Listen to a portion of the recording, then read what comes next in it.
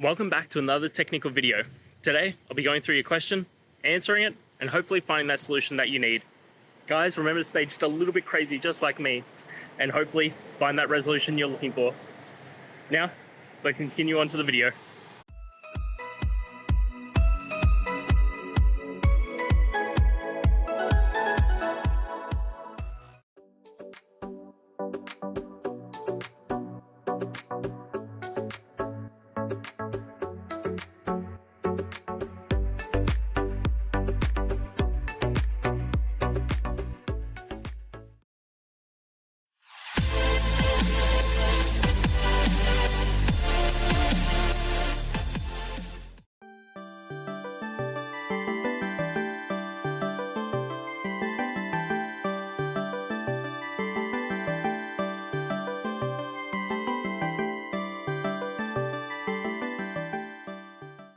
And that's it. I hope you found the solution that you're looking for.